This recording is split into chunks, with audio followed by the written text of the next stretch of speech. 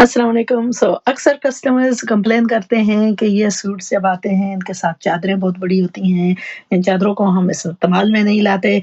तो आज मैं आपको एक चादर शो कर रही हूँ जो कि एक कस्टमर ने सूट लिया है सोबिया नज़ीर का। तो उसका ड्रेस थोड़ा-सा जो है उसने ज़्यादा पहना है तो वॉर्न आउट हो गया है, चादर ऐसे ही नमी पड़ी थी। तो उसने कहा कि इसकी मुझे कमीज़ बनाकर आज मैं आपके साथ जो है इंशाल्लाह एंड में ये रिज़ल्ट शेयर करूँगी। अभी ये मैंने काटा है, उसके बाजू में छोटा-सा पीस आया है और इंशाल्लाह देखते रहना कि इसकी हम कैसे तब्दील करके इसकी हम कमीज़ बनाएँगे। ये जो है ये कनिया जो है इसकी ये काम हुआ था इसके एजेस पर। तो इसका ये जो है ये भी हम इस्तेमाल में लाएँगे, इसके यहाँ चाक पर लगाकर और मैं इंशाल्लाह अभी टाइम है 11 ओ क्लॉक, हाफ 11 है, तो इंशाल्लाह 1 ओ क्लॉक तक ये मैं मुकम्मल करूँगी और इंशाल्लाह मैं आपके साथ रिज़ल्ट शेयर करूँगी। देखते रहना कि हम इसके साथ क्या करने वाले हैं। अभी मैंने आयरन टर्न ऑन की है इसके गले के लिए। इसमें ज़्यादा काम नहीं है, इसकी वजह ये है कि ऑलरेडी इसके बाजू के आगे से भी जो है काम हुआ है, ये भी हमें नहीं करना पड़ेगा। दूसरा इसका जो है दुपट्टे का एज था वो भी बना हुआ है, हमें इसकी नीचे की जो दूसरी है वो भी नहीं करनी पड़ेगी, टर्निंग वगैरह भी नहीं करनी पड़ेगी। हमारा कुछ ना कुछ काम जो है इसमें ऑलरेडी हुआ है। सबसे पहले हमने क्या करना है कि जो इससे स्पेयर पीसेस बचे हैं, ये इसके स्पेयर पीसेस हैं, इसका मैं गले के लिए इसकी दूसरी बनाऊँगी। यही पीस इस्तेमाल करके इसको 2 पीसेस को जोड़कर इसका गले का जो इसके साथ इंटरफेसिंग लगाकर गले के लिए लगाऊँगी। मैं साथ-साथ आपके साथ जो है हल्की-सी वीडियो शेयर करूँगी ताकि आपको मालूम हो जाए कि हमने इसकी मुकम्मल सिलाई कैसे करनी है। अस्सलाम वालेकुम। सबसे पहले मैं आपके साथ एक टिप शेयर करना चाहती हूँ। यहाँ मैंने एक नेकलाइन काटा है यहाँ से।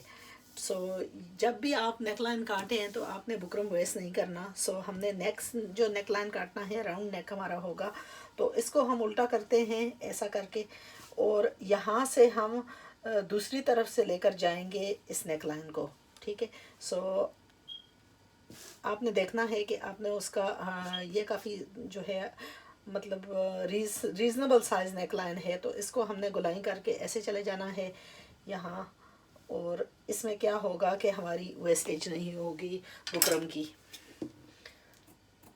This is for all the sisters who want to safeguard and not waste any additional interfacing. Now आप सोचते होंगे कि इसने कोई मेजरमेंट्स वगैरह नहीं लिए। जब आप बार बार एक काम को करते हो तो आपका एक्सपर्टीज़ इतना बढ़ जाता है कि आपको मज़ीद मेजरमेंट्स की ज़रूरत ही नहीं पड़ती। हम अपना वक्त वेस्ट नहीं करेंगे। बहुत सारी वीडियोस हैं जो मैंने एक्सप्लेनेशन दी हैं।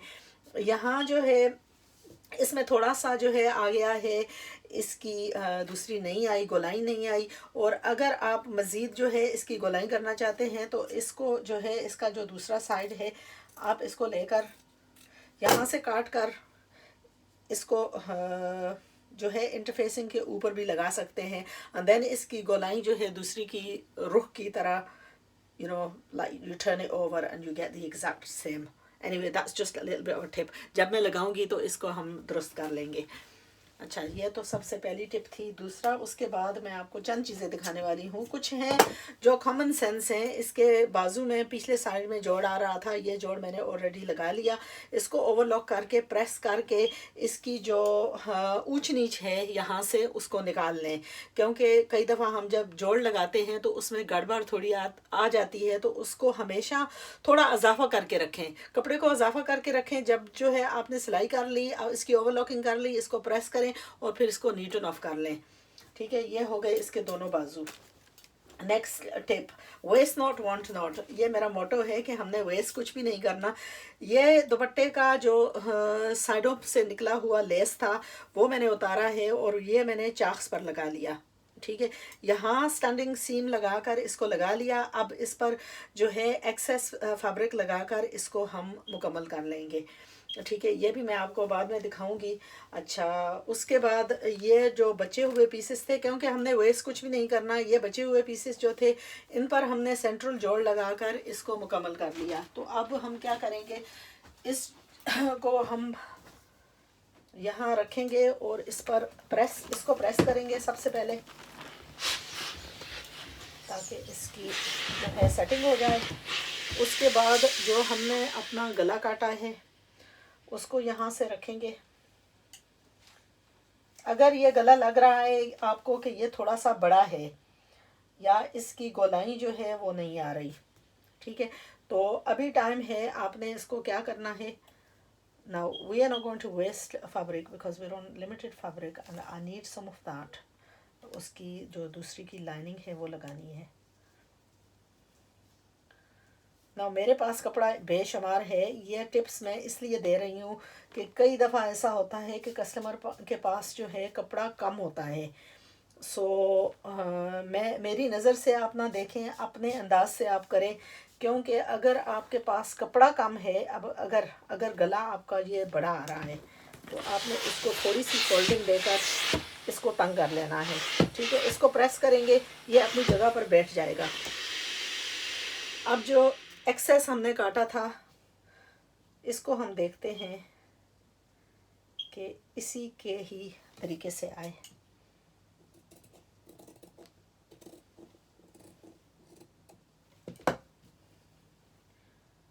And that we're going to put over here and we're going to get an exact same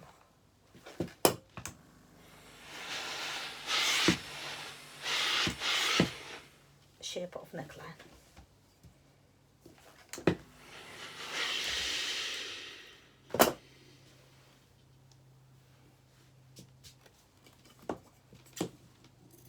Now I use very light, मैं लाइट किस्म की नॉर्मली यूज़ करती हूँ इंटरफेसिंग नेकलाइंस के लिए। हैवी इंटरफेसिंग नहीं यूज़ करती, मुझे ख़ुद जो है इंटरफेसिंग पसंद है लाइट वेट।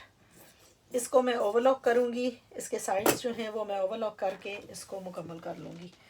ये हमने नेकलाइन का शेप काट लेना है और इसको हमने फिर अपने नेकलाइन इसको ओवरलॉकिंग के बाद ये जो हमारा फ्रंट का पीस है इसको भी हम सेंट्रल कर लेते हैं और इसको हम पिन करेंगे।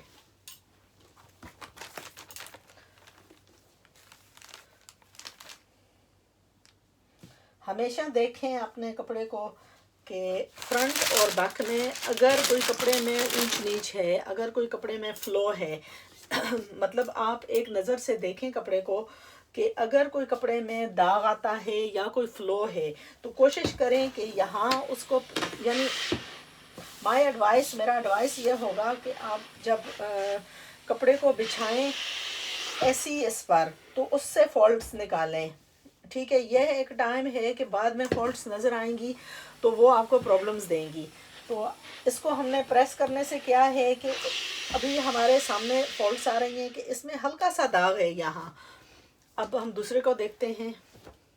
एक तो इसकी ये चीज़ देखते हैं कि जो सेंट्रल है वो, अगर कोई भी प्रॉब्लम आए तो अभी टाइम है प्रॉब्लम को फ्रंट और बैक में करना या कि सूट को रद्द करना।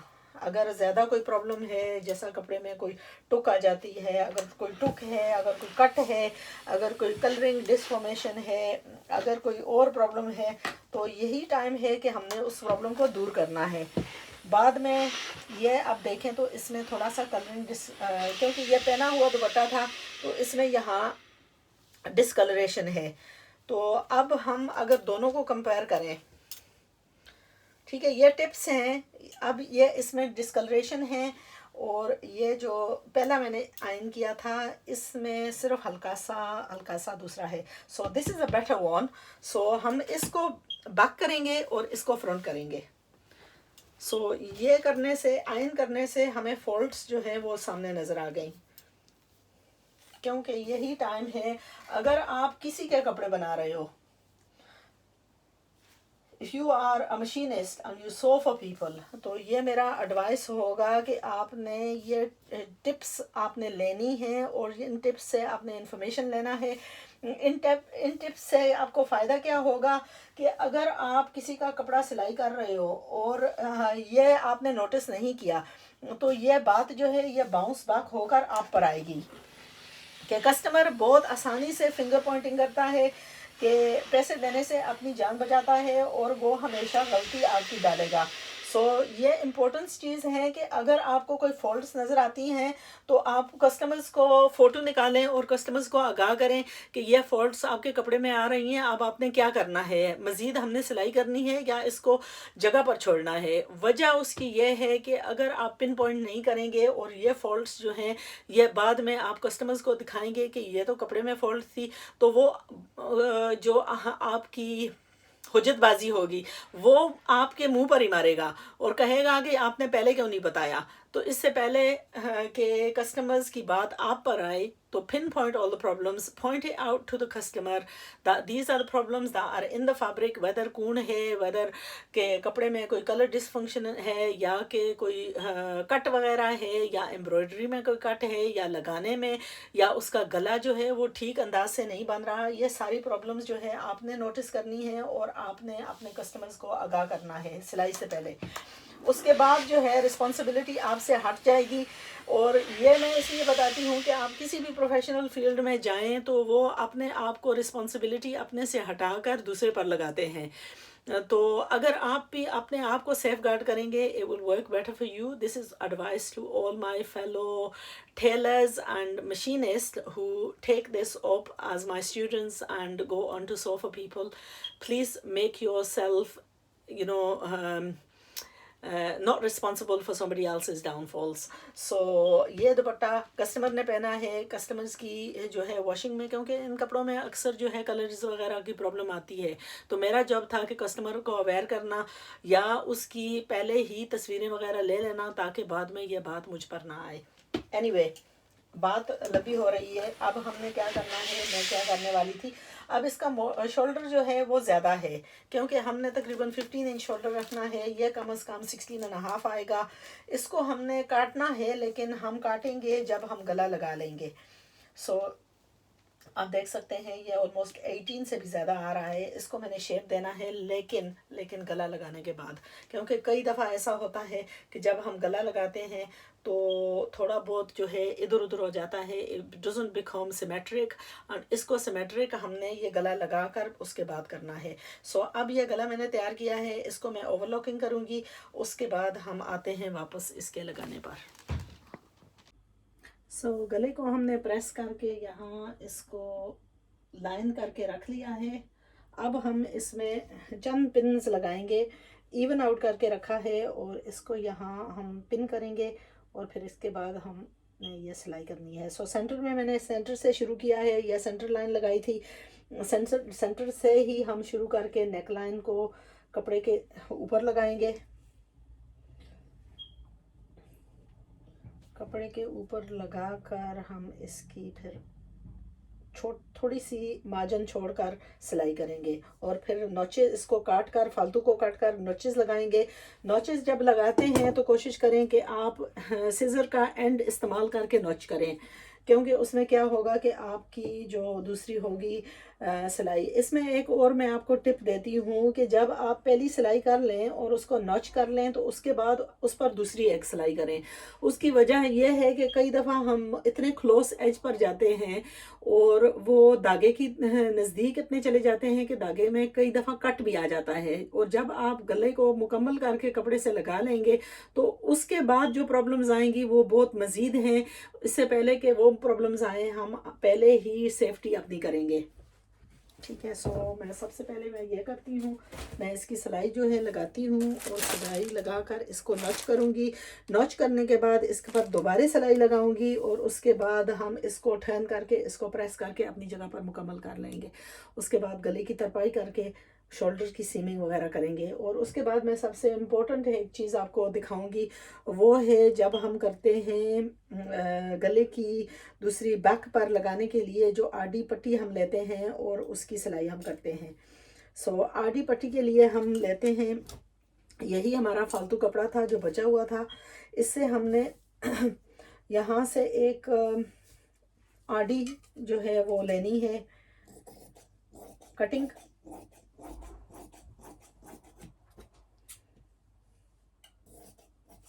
यह हमारे गले के बाग के लिए है और इसको हमने ना, जो मैं आपको दिखा रही हूँ ये इजी तरीके हैं जो हम सिलाई में इस्तेमाल करते हैं। सो ये हम इस्तेमाल करेंगे बैक पर, और इसमें यह है फ्लेक्सिबिलिटी है, ये आसानी से टर्न होकर आपकी बैक की आसानी से टर्निंग हो जाएगी। ओके, सो 2-3 चीज़ें हैं जो मैंने की हैं इस कमीज़ के गले में। सबसे पहले तो है ये मैंने लगाई है, फिर उस पर इसको नॉच किया है, उसको फिर दोबारा सिलाई की है, उसके बाद इसके ऊपर जो है टॉप सीमिंग की है, जो एक्सेस फैब्रिक था उसको अटैच किया है, जो कमीज़ का गला है उसकी जो इंटरफेसिंग लगा हुआ कपड़ा है उसकी तरफ, और उसके ऊपर यहाँ कौन कपड़े के नज़दीक ही सिलाई लगाई है। उसमें क्या होता है कि कपड़ा आसानी से अपनी जगह पर बैठ जाता है। ठीक है, उसके बाद हम इसकी, क्योंकि ये सब जो चीज़ें हैं ये हैं, एक तो आपकी इसमें सफाई आएगी, और दूसरा है कि ये आपके बाद में जो तरपाई वगैरह करेंगे तो आपके लिए आसानी होगी कि ये अपनी जगह पर एकदम जो है ना बैठ जाता है। आप देख सकते हैं कि ये कितनी आसानी से अपनी जगह पर बैठ गया है। और इसमें मैंने फिर आपको एक और चीज़ बताई थी, वो भी हम करेंगे अभी, और वो है कि हमने इसकी जो शोल्डर की दूसरी है उसको हमने सेंट्रल करना है। ठीक है, सो इसको प्रेस करके इसको अपनी जगह पर रखें, और इसमें कुछ भी फ़र्क आता है तो उसको हमने दूर करके इसकी जो हम चाहते हैं जितनी हमने करनी है दूसरी मोटा रखना है, तो उसकी अगर इधर आप देखें तो बिल्कुल क्या है सेंटीमीटर का फ़र्क आएगा। अब इसमें भी थोड़ा सा फ़र्क आ रहा है, तो इन तमाम चीज़ों को हम आसानी से इस वक्त दूर कर सकते हैं। इसको मैं ऐसे करके रखती हूँ, इसको हम प्रेस करेंगे और इसमें जो भी नुक्स हैं उनको आप निकाल कर फिर नेक्स्ट स्टेज पर जाएंगे, तो उसमें क्या होगा कि हमारा एंड रिजल्ट जो है वो परफेक्ट आएगा। So working on the centre of the neck line, आप देख लें कि आपकी सेंट्रल सीम कहाँ आ रही है। अब इसमें थोड़ा सा हल्का सा मोटे में भी फ़र्क आ रहा है, वो भी हम निकालेंगे, क्योंकि हमने एक्सेस इतना रखा था कि ये गुंजाइश, ये तमाम चीज़ें जो है निकालने की गुंजाइश अभी है।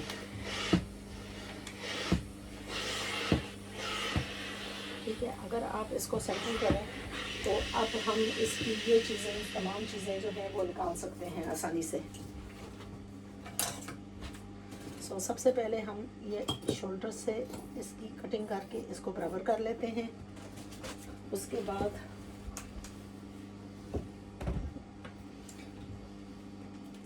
हमने इसका शोल्डर जो दूसरा है वो कितना रखना है,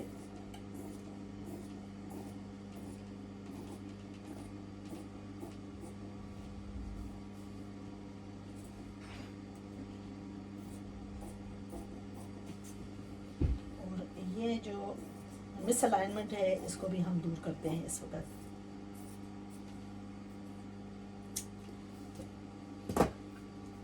So now we have got a symmetric neckline, both evened out, okay on the bust line, and this is not going to be one shoulder is a centimeter wider and the other centimeter. So customer ये जो इतराज़ होता है कई दफ़ा देख कर लगता है कि ये एक तरफ जो है वो ज़रा वाइडर है दूसरी तरफ, तो ये कटिंग में अगर आप थोड़ा सा इजाफा रखें तो ये बाद में आसानी से ये चीज़ें निकल जाती हैं। ठीक है, so that is even. Now we get this was the other thing that I mentioned. ये है हमारी बाजू, इसकी मैंने ओवरलॉकिंग वगैरह कर ली है, इसको हमने सेट करना है। ये एक ओल्ड चीज़ है जिसको हमने बिल्कुल नया बनाना है। ठीक है, ये एक पुरानी यानी चादर, पहनी हुई चादर हमने ली है, और पहनी हुई चादर से हम एक कमीज़ बना रहे हैं जो माशाल्लाह इतनी खूबसूरत बनेगी कि आप इसका मुकाबला नए कपड़े से भी नहीं कर सकते। उसमें क्या होता है ना कि कई दफ़ा जो हमारा होता है पुराना कपड़ा, वो पहन कर उसमें नरमी आ जाती है। You know that वो है इसका एडवर्टाइजमेंट जीन्स का, stone wash jeans, where they put the jeans in the washing machine with stones, and what it does is it wears it out. But what it actually does to the jean is it softens it up so that when you wear it, so वो कहते हैं ना, एक मिसाल है कि there's always behind the madness there's always a reason. No, वो कैसे जाती है, there's a behind the madness, there's a purpose behind the madness, so there's a reason behind the madness. So her madness के पीछे को जो है ना कुछ वजह होती है, उसकी वजह हमें कुछ पता नहीं होती, so it might look towards alien.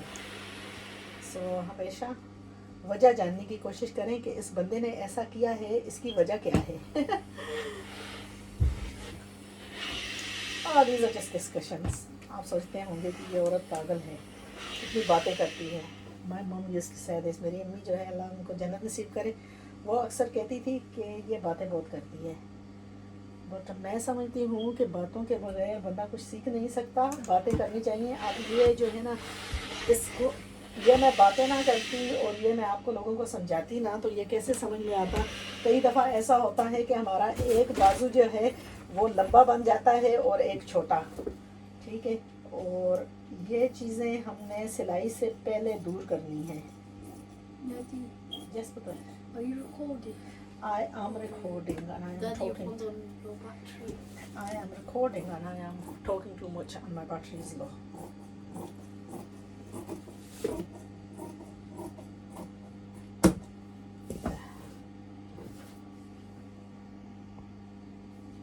Yeah, my battery sign is showing low, and that one is deepening because that is the front arm. Oh, you're showing people how to make it. Hey? You're showing people how to make I it. am showing people how to make the dress, yes. Or just. We have lots of followers who like to follow and learn how to make the dresses. Okay guys, I am going to take a break here. I'm going to इसकी मैं final seems करूँगी इंशाल्लाह। अभी मेरे phone की battery low हो गई है।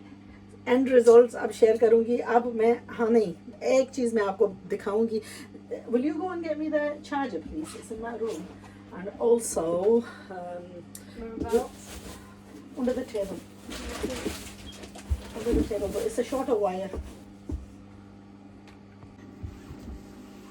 Okay, my grandson is here and he's going to use it. He's got a fascination of the word bananas. Now stop being silly. You're a 9-year-old. Silly banana. No, you are a silly banana. Okay. Right, okay, so shoulder seam we're attaching. Now, if you remember, I haven't put the back. ये हम लगा कर बाद में हम back का cutting करेंगे। यहाँ मैंने इसके एंड तक जो है सिलाई लगाई है, और फिर उसके बाद हम लेते हैं ये कपड़ा जो हमने 22 पर काटा था। सबसे पहले इसको हम टर्निंग करते हैं। इसका हम एज लेंगे। ये फोल्डेड एज जो है ये हम तकरीबन हाफ एन इंच या क्वार्टर ऑफ एन इंच पहले सिलाई से पहले रखेंगे। फिर सिलाई का जो गला ये बना हुआ है इसके एज तक पहुँच कर नीडल को नीचे छोड़ेंगे और फुट को लिफ्ट करके हमने इसको तमाम को पिवट करना है। फिर ये कपड़े को फोल्ड करके हमने इसके एंड के नज़दीक ही सिलाई लगानी है, ऐसे तौर से, ठीक है। और ये सिलाई जैसे फोल्ड हुआ, हम राउंडनेस पर जाते हुए every few minutes take a pause, कपड़े को थोड़ा ट्विस्ट करें ताकि आपके कपड़े में चोंट वगैरह ना आए। और फिर आप ऐसे ही गोलाई पर इसको लगाते आपने ऑलमोस्ट एंड पर जाना है, ठीक है। जब आप कपड़े के इतना कितना 2 सेंटीमीटर छोड़कर नीडल को नीचे छोड़ना है और तमाम कपड़े को पिवट करना है। आपने पाँव को ऊपर करना है और ये जो आपका गला बना हुआ है, ठीक है, ये गला रेडी है। इसको हमने पकड़कर इसके नीचे पुश करके एंड तक लेकर जाना है ताकि यह नीडल को टच करे, ठीक है। और फिर उस कपड़े को उसके ऊपर बिछा देना है और फिर हमने सिलाई लगानी है, ठीक है।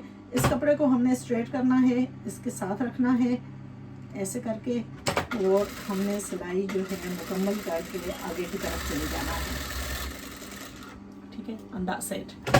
अब इसको धागे को काटें। अब हमने एक्सेस काटना है।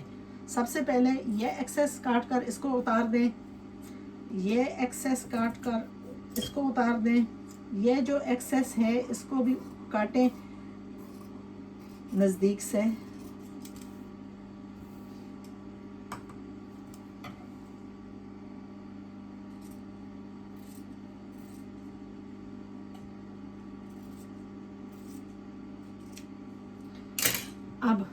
अब अगर आप इस कोने को पकड़ें और इसको खींचें तो ये जो है ये गुम सीम आ जाएगी आपके अंदर की तरफ। ऐसा ही अगर आप दूसरी तरफ जाएं और इसको पकड़ कर खींचें तो ये गुम सीम आपकी चली जाएगी। यहाँ से थोड़ा सा एज इसका शो हो रहा है, इसको हम अंदर की तरफ पुश करके इस पर कोने पर जो है सिलाई सारी तरफ लगाकर इसकी गोलाई कर लेते हैं। ये दो चीज़ें हैं, या हम मशीन पर इसकी सिलाई करेंगे या हाथ पर करेंगे, लेकिन बिकॉज़ ये कैजुअल सूट है, ये इतना जो है फंसी वगैरह नहीं है, तो हम इसकी मशीन पर सिलाई करेंगे। तो सबसे पहले मशीन चलाने से पहले इसको मैं एंगल से इसका जो एक्सेस कपड़ा है उसको अंदर की तरफ पुश करके यहाँ डबल स्टिचिंग करके इसकी शुरुआत करती हूँ, ठीक है। और फिर इसको ऐसे ही गोलाई में बराबर बराबर बराबर करते हुए राउंड पर जाकर इसकी तमाम सिलाई मुकम्मल कर लेंगे।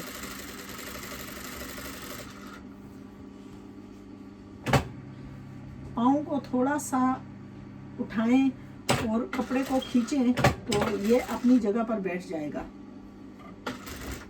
थोड़ी सी हल्की सी इसमें अगर आपने थोड़ी सी हल्की सी छिज देनी है तो वो भी आप दे सकते हैं। Stop being silly, right? अब हम दूसरे एंड की तरफ जा रहे हैं। अगेन इस अपनी उंगल से इस कपड़े को जो एक्सेस कपड़ा है इसको अंदर की तरफ पुश करके हमने यहाँ सिलाई ख़त्म करनी है जिधर से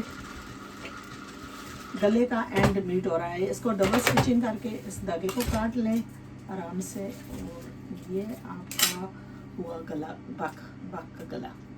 ब्यूटीफुल फिनिशिंग, बिल्कुल आसानी से। अब गले की फ्रंट की तरपाई करनी है, इसको हम प्रेस करेंगे।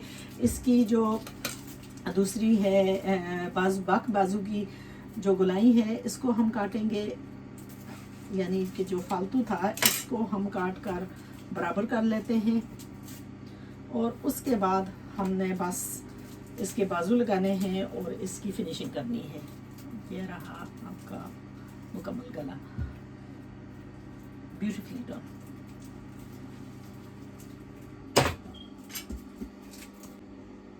ओके, नेक्स्ट स्टेप बाजू लगाने हैं। बाजू लगाने का दो तरीका है, या तो आप बाजू को पहले जो है लगाएं या फिर साइड की सीम करके गोलाई पर लगाएं। इस कमीज़ का हम बाजू पहले लगाएंगे ना। ये बैक में सीम आ रहा है, थोड़ा सा सीम है, इसको हम कोशिश करेंगे बैक पर। ये हमारी सेंट्रल लाइन है और हमने नॉच किया है, ये सेंटर पर आएगा। सो सबसे पहले हम शुरू करेंगे फ्रंट की तरफ से। ये हमारा फ्रंट है और ये जो नॉच है इसको हम शोल्डर सीम पर मैच करके ऐसा गोलाई पर अंदाज़ा लगा लेंगे कि ये बाजू जो है ये कमीज़ पर फिट आ रहा है। सो हमें ये अंदाज़ा हो गया कि ये फिट आ रहा है। हमने बस क्या करना है कि शुरू से शुरू करके बैक की तरफ जाकर इसको फिनिशिंग करना है। ये मैं बिल्कुल आसान तरीका, यानी कि ये लेफ़्ट ओवर की ये सिलाई सीखने वालों के लिए ज़्यादातर वीडियो है। जो भी लोग सीख रहे हैं, कोई भी आप एनी फैब्रिक को पिकअप करें और आप एक्सपेरिमेंट करें। कोई भी दुपट्टा लें और पुराना पहना हुआ दुपट्टा लें और उसकी कमीज़ बनाएं तो वो कमीज़ इतनी प्यारी बनेगी, मैं आपको क्या बताऊं। जो कि मैं आपके साथ एंड में शेयर करूँगी आपके साथ इंशाल्लाह। ये हो गई मेरी पहली सिलाई, ठीक है, बाजू की। बस ब्यूटीफुल दोनों बाजू, दोनों ऑन द राउंड। अच्छा, दूसरी की तरफ जाएंगे, वो हम बैक से शुरू करेंगे और फ्रंट की तरफ आएंगे। ये ऑलरेडी हमें अंदाज़ा हो गया है कि हमने ऑलरेडी इसकी सिलाई कर ली है, हमारा कपड़ा सिमेट्रिक है, हमें कोई प्रॉब्लम नहीं आई। सो दूसरी हम जब सिलाई करेंगे तो उसमें भी हमें इंशाल्लाह कोई प्रॉब्लम नहीं आएगी। इसमें मैं आपको सिर्फ एक टिप दूँगी कि जिस चीज़ का आपने ध्यान रखना है, और वो है कि आप कपड़े को खींचे ना, नरमी से, यानी बिल्कुल आसानी से। जिधर गोलाई ज़्यादा आती है उधर आपने फुट को लिफ्ट करके कपड़े को ट्विस्ट करना है, ठीक है। दूसरी, ये जो मोंडे की सीम है, on top of the shoulder, ये सीम है, इसको आपने रुख इसका बैक की तरफ रखना है। और दूसरा, इसके नज़दीक जब पहुंचेंगे एक और चीज़ करनी है, और वो ये है कि इसको पाँव को लिफ्ट करके इसमें देखना है कि इसमें स्ट्रेच ना आए, क्योंकि अगर यह स्ट्रेच आया तो आपकी कमीज़ में पूरी खींच आएगी। शायद मेरी बातों को आपको समझ ना आए, मैं आपको इसकी सिलाई में कर लूँ और फिर मैं बताती हूँ कि मेरा मकसद क्या है बोलने का। ये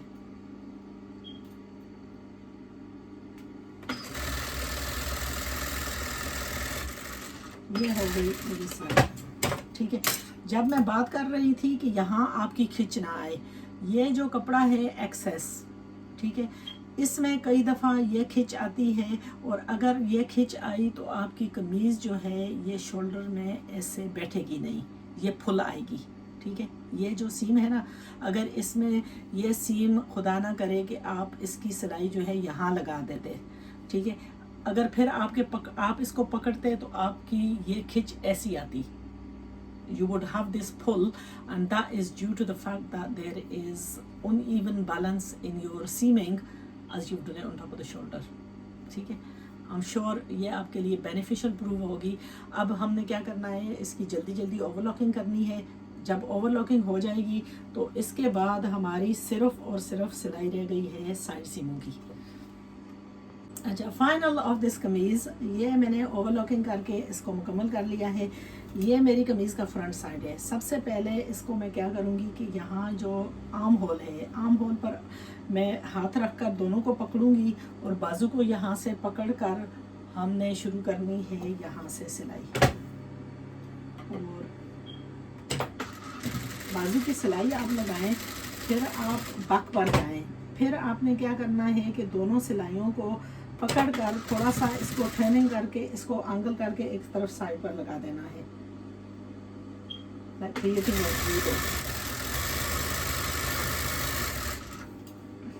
ये कपड़ा लिनन है। लिनन बहुत आसान है सिलाई में, specially warm linen, because it brings that soft touch. ये इसका ना, ये कस्टमर को जो है ये कमीज़ जो है थोड़ी वाइड ही चाहिए थी। हम इसका नेक्स्ट ये भी देख लेते हैं कि हमारी जो कमीज़ की दूसरी है ये आए। ना, ये मैंने लगाया था इस पर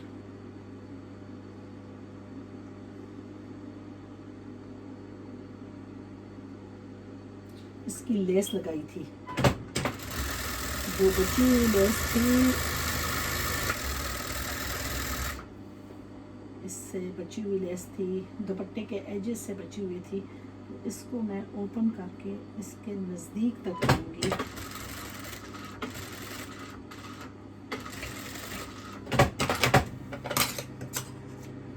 ठीक है, अब ये मेरा एक तरफ की सिलाई फिटिंग वगैरह सब हो गई। अब मैं इसकी दूसरी तरफ जाऊँगी। अगेन दोनों आर्म होल की सीमों को पकड़ूँगी अपनी जगह पर, इसको यहाँ से इवन आउट करूँगी, नीचे की तरफ जाएंगे और मेक श्योर करेंगे कि हमारी जो नीचे की सिलाई है वो लेवल आ रही है। ये ऑलरेडी हमने देखा था कि हमने इसकी लेवल जो है हमने बराबर ही रखनी है। सो ये है इसकी लगाई हुई लेस। लगाई हुई लेस के नज़दीक ही जाकर हमने यहाँ से सिलाई शुरू करनी है। इसको मैं एक दूसरे के ऊपर रखकर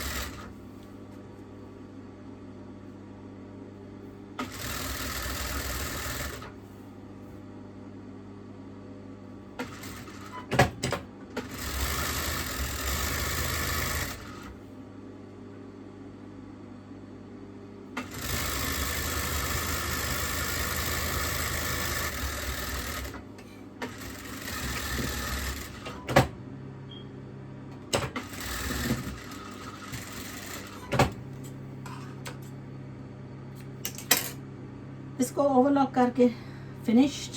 आई एम गोइंग टू ऐड इस पर, इसके अंदर की तरफ जो है ये कपड़ा, इधर इसके ऊपर कपड़ा लगाऊंगी, फिर इसकी ट्रिमिंग करूंगी थोड़ी सी और ठहरिंग करके चाहों की सिलाई लगाऊंगी आफ्टर प्रेसिंग। एंड अल्हम्दुलिल्लाह that's the end of the kameez. The only thing that I need to do is the tarpai on the neckline and अल्हम्दुलिल्लाह वी डन।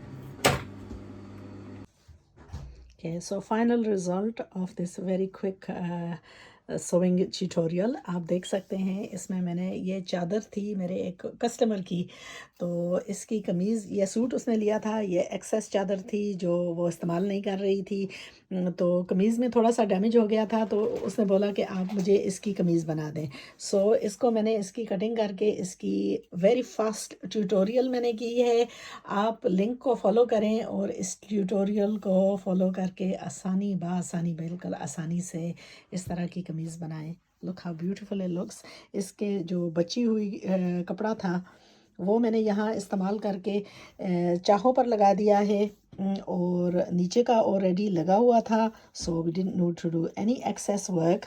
बिल्कुल ये कमीज़ बनानी आसान है क्योंकि इसमें आधा काम तो आपने जो है ऑलरेडी हुआ था।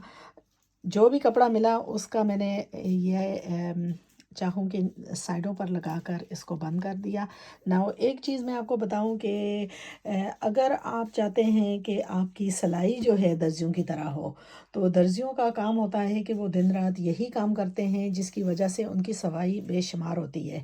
तो जब हम लोग ये करते हैं, हम सिलाई सीखते हैं, तो हमारी इतनी सफाई नहीं होती, तो हम अपने आप को कंपैरिजन करते हैं दर्जियों के साथ।